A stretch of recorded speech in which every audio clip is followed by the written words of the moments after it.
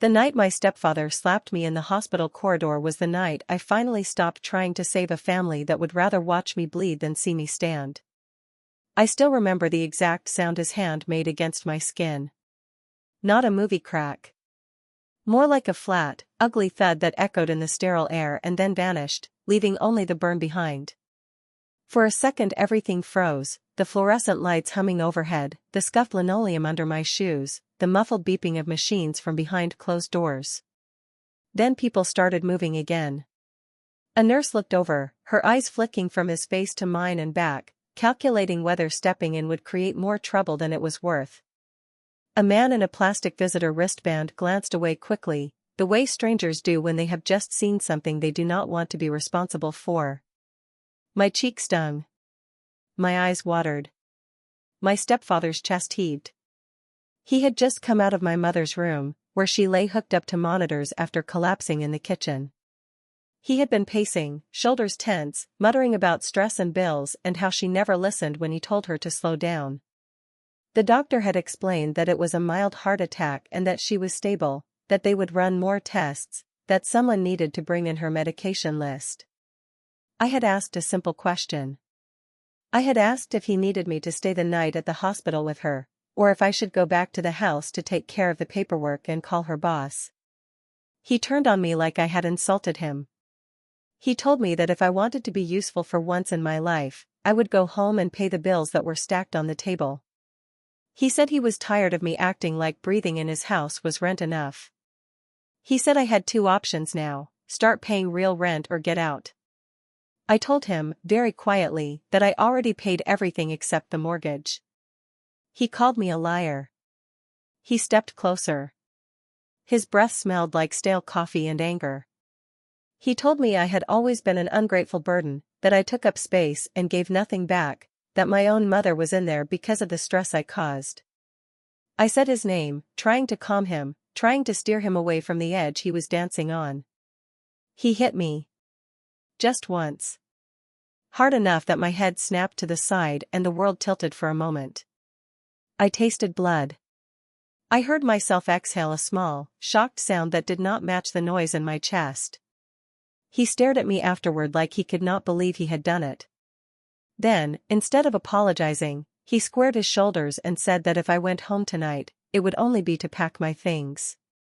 He walked away before I could answer, back into my mother's room, back into the sanitized drama of her medical crisis. I stood there with my hand on my face, pressing my palm gently against the heat. I watched his back disappear through the doorway. I thought about all the times in my life I had given him the benefit of the doubt. Then I thought about the one person who would have told me he had run out of chances a long time ago. My grandfather. The thing about a slap is that it's not just the pain that lingers. It's the realization that someone believes they are entitled to your body like that. That someone sees you as something they can rearrange with their hands. That someone you share a kitchen with, whose name you have used in emergency contact forms, has decided that the only way to feel tall again is to knock you down. I lowered my hand. The nurse caught my eye. We held each other's gaze for a heartbeat. I waited for her to say something. She didn't. I did not blame her. Hospitals are full of triage, and emotional injuries rarely make the list. I turned toward the exit. I did not say goodbye to my mother. That will haunt me in a specific way forever. But if there is one thing I have learned, it's that sometimes the only way out of a burning house is to stop trying to rescue people who are still arguing about who caused the fire. As the automatic doors slid open and the damp night air hit my face, I knew one thing with a clarity that made my hands stop shaking. I was never going back to that house as a child again. If I went back at all, it would be as something else. You need to understand how I got here for any of this to make sense. My name is Hannah. I am 24 years old, I work as a junior analyst at a logistics company's headquarters, and for almost my entire life, I have been paying rent to live in a place that never once felt like home. My mother had me when she was 19. My father left when I was 6. The official story growing up was that he was weak, irresponsible, allergic to commitment. The unofficial story, the one I pieced together from half-heard arguments and my grandmother's tight-lipped silences, was that he had wanted something different than the life my mother was willing to tolerate. For a while, it was just the two of us in a small apartment above a laundromat. The air always smelled faintly of detergent and steam. We shared a bedroom. She worked 2 jobs. I learned early how to heat soup, how to pack my own school lunches, how to wake myself up. We were not happy, exactly, but we were a team. Then she met Mark. My stepfather. He worked construction back then. He had broad shoulders, a deep laugh, and the kind of surface charm that makes you think he must have a good heart because his smile reaches his eyes. He took us out to dinner at places we had never been able to afford before. He bought me a pink bike with tassels on the handlebars and told me I deserved nice things. He did not become a monster overnight. He started as a savior. My mother softened around him. She started taking breaks. She quit one of her jobs. She fell asleep on the couch with her head on his lap. The lines on her face eased. She called him her second chance. When they got married, I was 10. I wore a dress that itched and smiled for photos while adults told me how lucky I was to finally have a father again. We moved into his house, a single-story place on a dead-end street, with a patchy lawn and a big old oak tree in the front. He told me I could pick the color to paint my bedroom. I chose pale blue. It felt like sky. For a while, it was okay. He drove me to soccer practice.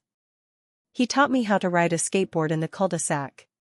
He made pancakes on Sundays. He called me kiddo and told me I was too smart to waste my brain on boys. The first time he raised his voice at me, I was 13. The first time he raised his hand, I was 15. By then, my mother had had my little brother, Jamie. He was 3 years old and the center of her universe. Mark had been laid off twice and rehired once. Money was not so smooth anymore. The pancakes stopped. The beers increased. The laughter got edged with bitterness. He never hit my mother. Not that I saw. He prided himself on never being that kind of man. He hit walls. He hit doors. He hit the steering wheel of his truck. And once, when I came home 30 minutes after curfew because I had missed the bus, he hit my arm so hard my skin bloomed in purple finger marks. He apologized afterward. He cried. He told me he had been scared. That the world was dangerous for girls. That he could not lose another family. He said I had to be more responsible. That I was almost an adult. That adults paid their way. I forgave him. Because that is what you do when you are young and you still believe that everyone who says they love you is doing their best. By 16, I was working weekends at a grocery store, contributing to bills. It was not framed as rent. It was framed as helping out.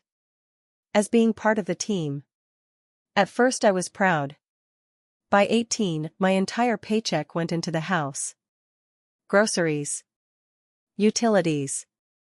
Gas. Jamie's school supplies. My mother would hand me envelopes and ask me to go to the bank, to pay this bill, to pick up that prescription. She said she could not sleep at night knowing we were behind. She said my doing this made her less anxious. Mark started calling it rent when he was angry. He said things like, "If you want to stay under my roof, you pay. You think the lights keep themselves on? You think food just appears?" He would say it after spending money on a new TV. On sports tickets. On boxes that came in the mail with his name on them. He could not hold a job for more than a year. There was always a reason. A boss who did not respect him. A coworker who stabbed him in the back. An economy that was rigged. My mother defended him. She said he was trying. She said he was under a lot of stress. She said I should stop pushing him. By the time I was in college, I was commuting from their house to save money. I got a partial scholarship and took out loans. I went to class in the mornings, worked at a cafe in the afternoons, studied at night. I was always tired. I never complained. I gave my mother $600 a month. Sometimes 8, when I picked up extra shifts. She never once told me to keep it. When my grandfather stepped in, it felt like a miracle. He was my father's father, the one piece of my dad that stayed when everything else vanished. He lived 2 towns over in a small house with a vegetable garden. He came to every school play, every graduation. He sent me books for every birthday with notes in the margins. He called me his bright girl. One Thanksgiving, when I was 19, he pulled me aside after dinner. He asked me how things really were at home. I told him I was fine. He looked at me the way only a grandparent can, seeing straight through every defense. He asked how much I was contributing. I told him. His jaw tightened. He asked if Mark ever lost his temper with me. I hesitated. He noticed. He did not push.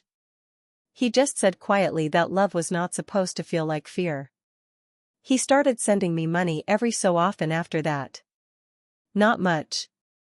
Just enough to put in a savings account. He called it my freedom fund. He told me not to tell my mother, that she would only talk him out of it.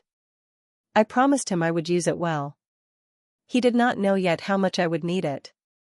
When he got sick, I was 22. When he died, the center of everything shifted. I did not cry at the funeral. Not the way people expected. My mother sobbed. My aunt clutched tissues. Cousins hugged each other in little clumps. I stood near the back of the graveside ceremony, the cold wind cutting through my coat, and felt nothing but a deep, hollow calm. He had been my one safe harbor and he was gone. In the weeks after, I found myself reaching for my phone to text him, to send him silly photos of my messed up attempts at cooking his recipes, then remembering halfway through that there would be no reply. I walked around with my chest cracked open. What I did not know, then, was that he had left me something more than memories. The lawyer called US and by branch of family. My father did not show up. My aunt went first. She came out of the office with red eyes and a white envelope. She hugged me hard. She said I would want to hear him read it. When it was my turn, my mother and Mark came with me. They sat on either side of me in the small conference room, the lawyer at the end of the table, a leather portfolio open in front of him. He read from the will in a measured tone. Bequests to my aunt, to charities, to an old friend. Then he turned a page and looked up at me. He said my name. He said my grandfather had left me his house, his savings, and the remainder of his shares in a company. It took me a second to process the last part. Shares. Company. I knew he had worked for a logistics firm his whole life. I did not know he had owned a piece of it. Behind me, my mother gasped. Mark shifted in his seat. The lawyer explained that my grandfather had bought small amounts of stock over decades, reinvesting dividends, quietly building a nest egg. He had rolled his retirement into it. He had refused to sell when the company was bought out 3 years ago, negotiating instead for equivalent shares in the new corporation. Those shares were now worth more than any of us realized. At least, more than my mother and Mark realized. I had a vague sense of numbers from work. These numbers were not vague. He slid a paper across the table. It had figures on it that made my head swim. My mother stammered, asking if there had been a mistake. Surely it should be split. Surely she should be included. She was his daughter-in-law for all those years. She had taken him to appointments. She had brought him groceries. The lawyer shook his head. He said the will was clear. The house and the assets went to me, his granddaughter, explicitly and solely. There was a section where my grandfather had written his own words. He had said that he trusted me to use what he left to build a life that was truly mine, and that he had seen too many people he loved stay trapped because they thought they owed their suffering to loyalty. He wrote that he did not want me to stay anywhere I was not respected. He did not name my mother or Mark, but the shape of them was there between the lines. Mark's face turned a dull, mottled red. My mother's hands shook. On the drive home, they did not speak to me. When we got inside, she went to her room and closed the door. He went to the kitchen and opened a beer. I stood in the hallway, holding the envelope with the copy of the will like it was a bomb. He came out after his second beer. He told me, with a calmness that frightened me more than his shouting ever had, that obviously we were all going to share. He said I would sign paperwork giving him and my mother access to the accounts, that we would sell the house to pay off debts, that we needed to be practical. I told him I was not signing anything. He laughed. A sharp, disbelieving sound. He said I was being dramatic. That family shared things. That I was being selfish, sitting on money while my mother worked herself into a heart attack. I told him that my mother worked herself into a heart attack trying to keep up with his spending and stress. A glass fell from his hand and shattered in the sink. My heart beat too fast. He stepped toward me. He did not hit me that night. He just got very close, so close I could see the blood vessels in his eyes. He told me that as long as I lived under his roof, what was mine was his. I told him that his roof would not be mine for much longer. He said we would see about that. We did not speak for 3 days. Then my mother collapsed in the kitchen and I followed the ambulance to the hospital and he slapped me in the corridor and told me to pay rent or get out.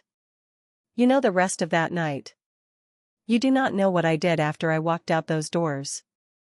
I did not go back to their house.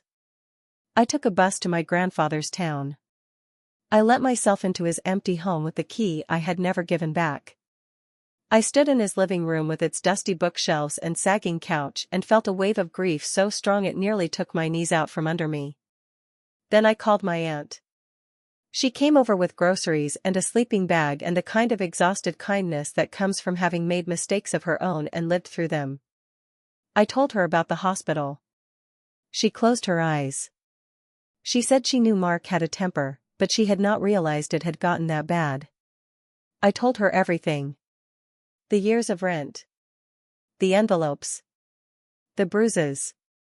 The way my mother had always chosen his excuses over my truth. She listened without interruption. When I finished, she told me I was not going back. Not to live.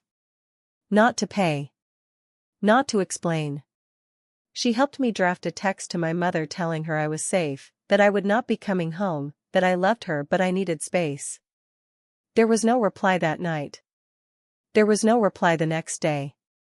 On the third day, I got a letter. Not from my mother. From a law firm. Mark and my mother were contesting the will. They were suing me over my grandfather's inheritance. The letter said they believed I had exerted undue influence. That I had manipulated an old man. That the distribution did not reflect the closeness of his relationship with his daughter-in-law. That it was unjust for me to receive so much when my mother received nothing. My mother's name was on it next to his.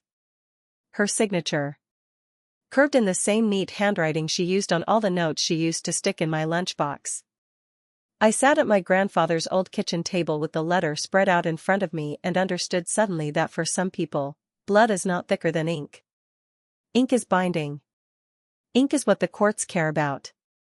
Ink is what my mother had chosen over me. It is a special kind of heartbreak to realize that the person who taught you what love was is willing to stand next to your abuser in front of a judge and call you a liar. My initial reaction was to crumple. To drop everything.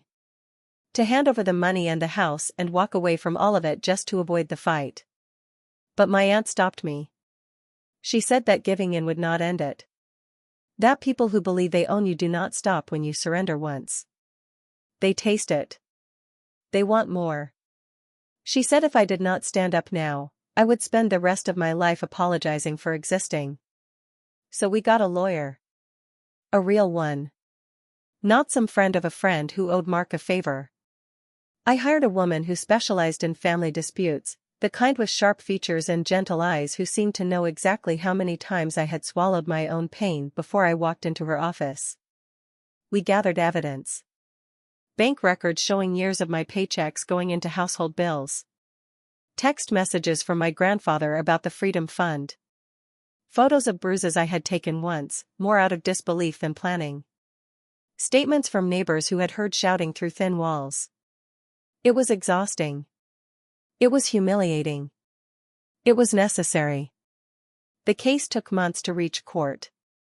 In that time, I moved fully into my grandfather's house. I changed the locks. I updated the utilities. I started working remotely for my company 3 days a week and commuting the other 2. I also started paying attention at work. Really paying attention. The company my grandfather had owned shares in, the one that had bought his original employer, was the same company I had been working for in a lower-tier position. I had known that in an abstract way. I had not understood what it meant.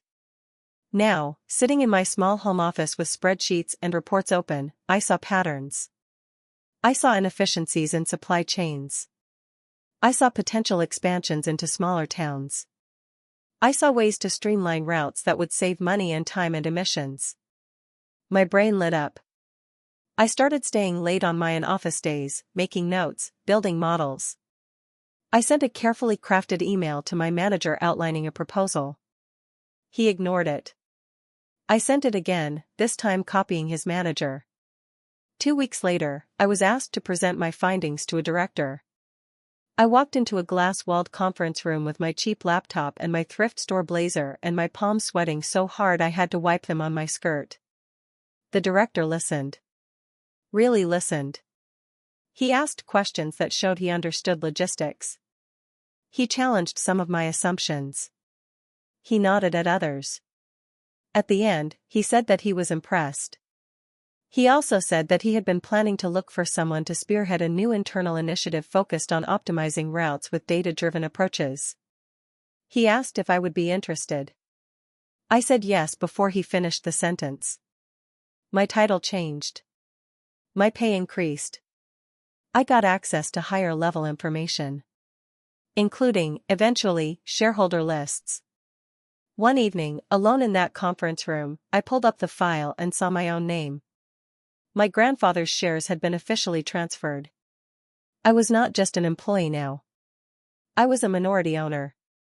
Not a huge stake, but enough to be in the room one day when bigger decisions were made. The idea that the same man who had told me to pay rent or get out lived under a roof partially financed by a company his father-in-law had once helped build, a company his stepdaughter now partly owned, made something cold and bright light up inside me. It was not revenge. Not exactly.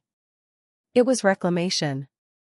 By the time the court date arrived, I was standing differently. Still scared, yes. But less like prey. The day of the hearing, I wore a black dress that my grandfather would have liked, simple and sharp. I pinned my hair back. I brought copies of every document my lawyer had requested. My aunt sat beside me on the hard bench in the courtroom, her hand light on my knee. My mother and Mark sat on the other side. She looked smaller than I remembered.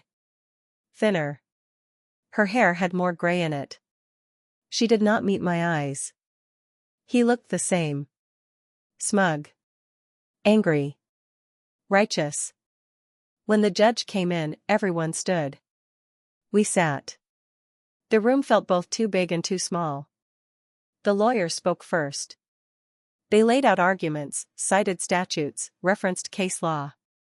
It was all clinical until it was my turn to testify. I walked to the witness stand, palms damp, heart pounding.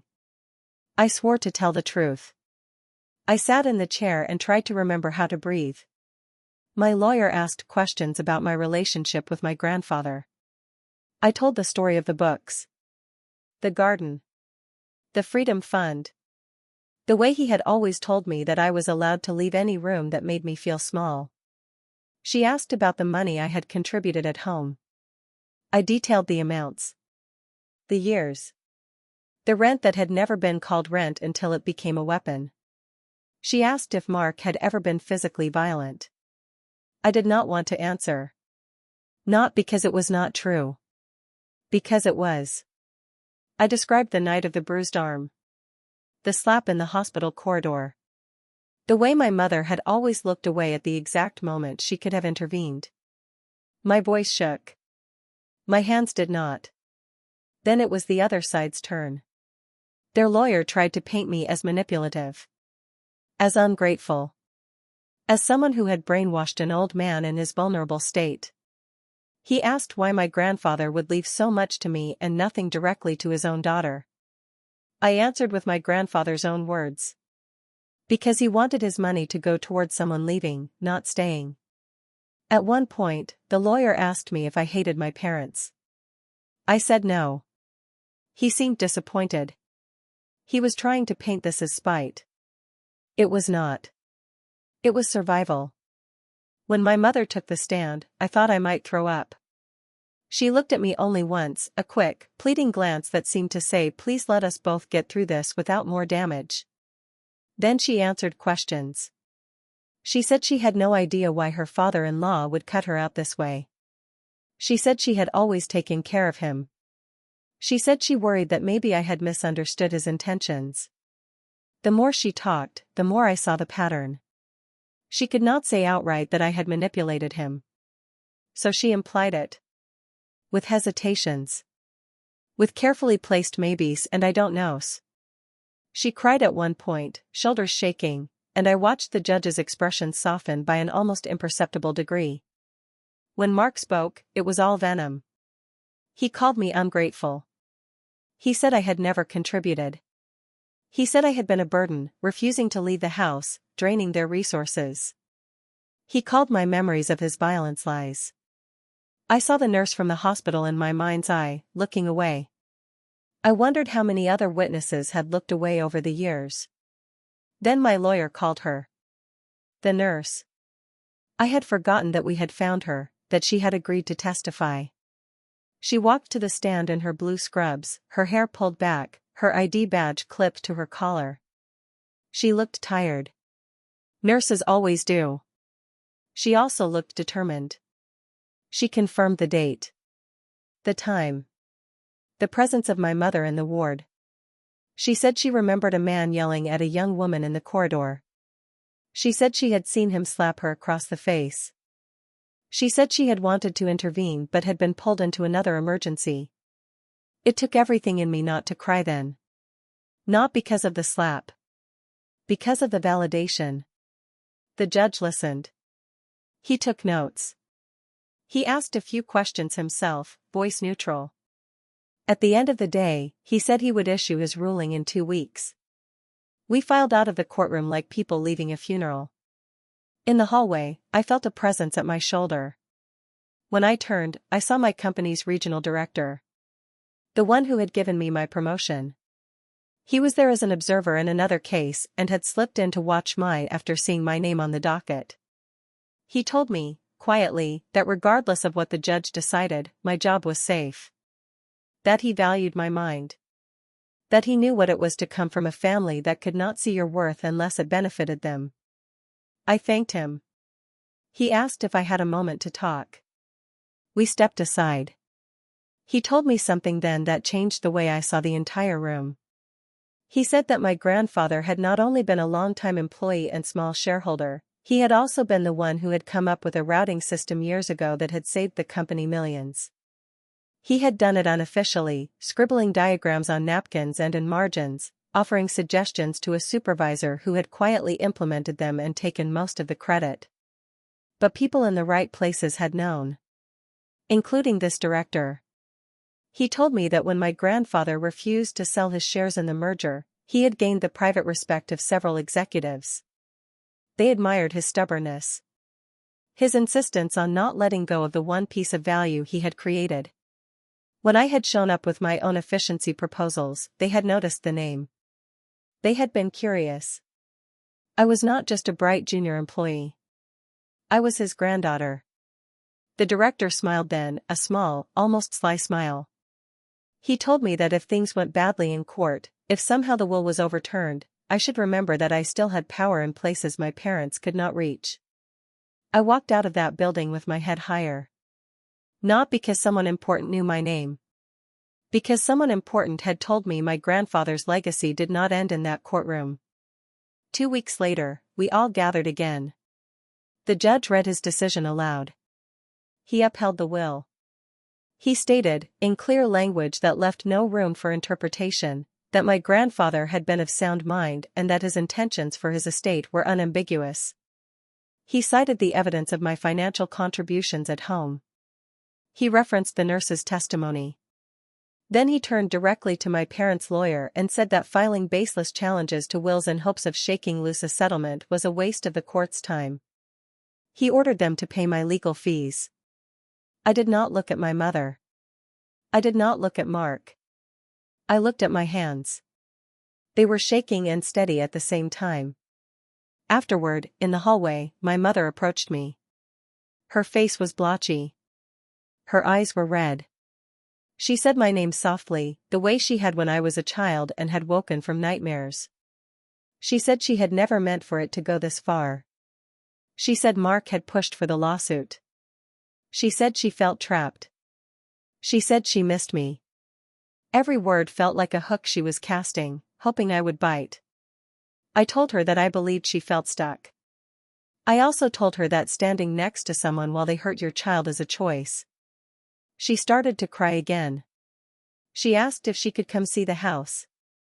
The one my grandfather had left me.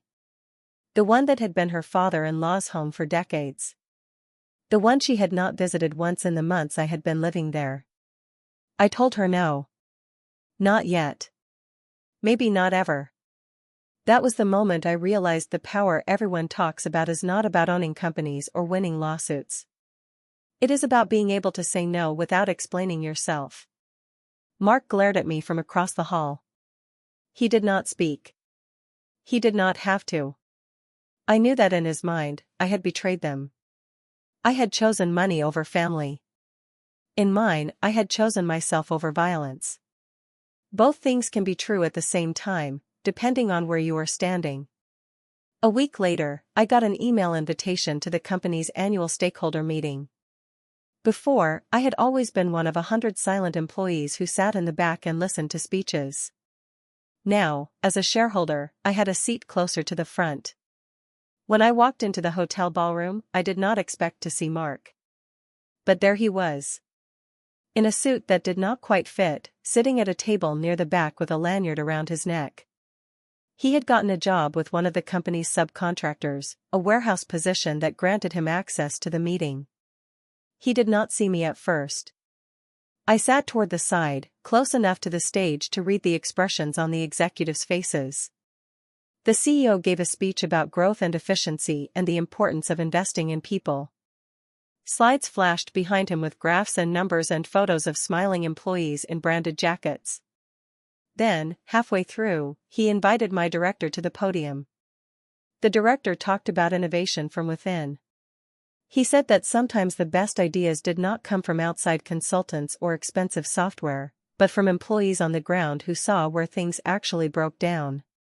He talked about my grandfather briefly, without naming him, mentioning the quiet genius of people whose contributions had never been properly acknowledged. Then he called my name. I felt the room tilt. He asked me to stand. For a heartbeat, I could not move. Then my legs carried me up, my chair scraping back, my heart pounding so hard I could hear it in my ears.